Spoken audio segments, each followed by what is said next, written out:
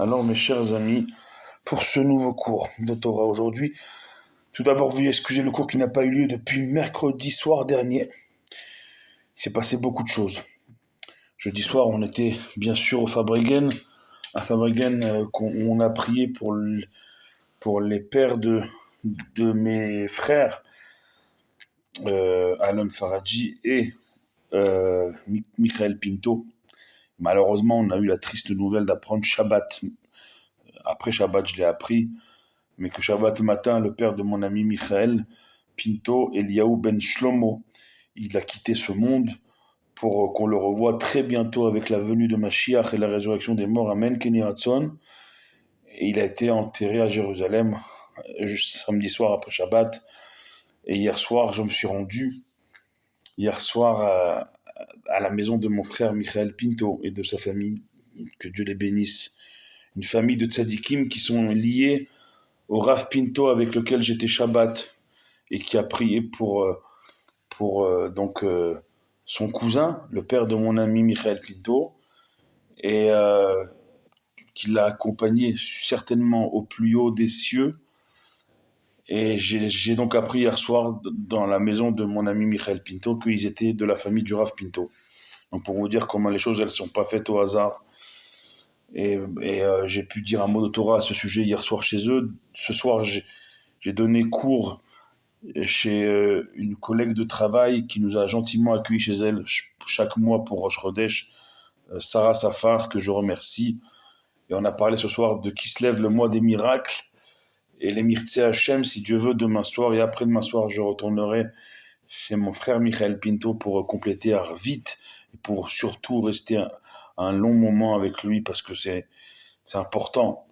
Kol Israël, chaque juif, il est frère et il est lié à un autre juif, comme ça, l'enseignement de la Torah, de la Chassidoute. Et donc ce soir, bien sûr que ces mots, ils sont Leilou Nishmat, son père, Eliaou Ben Shlomo, ainsi que Leilou Nishmat pour tous ceux qui sont disparus cette année, que Dieu apporte la consolation à toutes les familles. On va revoir tous nos chers disparus très bientôt, comme le Rav Pinto il a dit Shabbat, avec la venue de Mashiach, la résurrection des morts. Il tremble depuis quelques semaines quand il fait Tikkun Chatzot, la prière du milieu de la nuit, ce moment où les âmes elles vont rejoindre les corps, et il tremble parce qu'il sent que c'est très proche. La Géoula, la délivrance est très proche. Et on va aussi dédier ce cours pour la réfoua chez les la guérison de tous nos malades, de tous nos blessés, de nos soldats, de nos otages, que Dieu les libère très prochainement, Amen.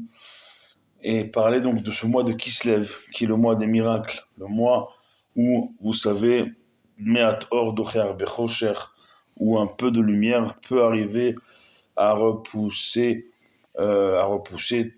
même la grande obscurité de ces jours, de ces semaines les plus sombres, les plus courtes de l'année, puisque on est dans les journées les plus courtes de l'année au niveau du temps où le jour est jour, il fait nuit très tôt, et l'obscurité elle est la plus longue. Les nuits sont les plus longues et les journées, le jour, la lumière est la plus courte. Et bien c'est justement à ce moment-là que vient le mois de Kislev avec en son 25e jour la première lumière de Hanouka. Mais on a dit ce soir dans le cours que d'ici là, avant d'arriver à cette première bougie de Hanouka, le 25 qui se lève, il fallait déjà s'allumer ou se rallumer soi-même pour que avant Hanouka, faire Hanouka, pendant Hanouka bien sûr ça tombe sous le sens, mais même après Hanouka, amener cette lumière avec nous toute l'année.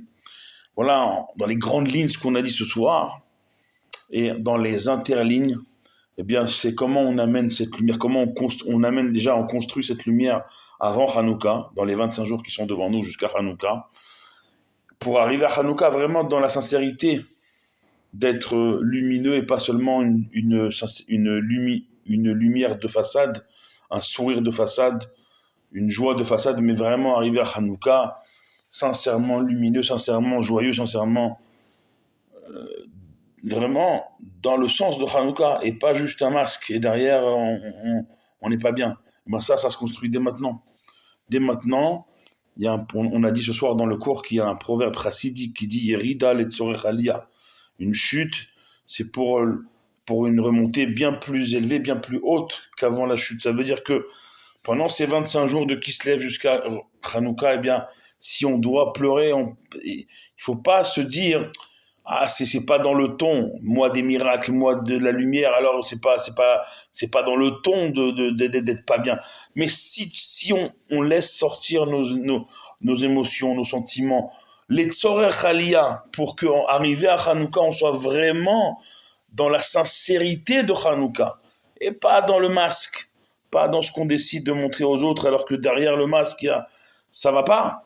Alors, il faut, avant Hanouka, laisser sortir ses émotions. Laisser sortir ses émotions, mes chers amis, c'est très important.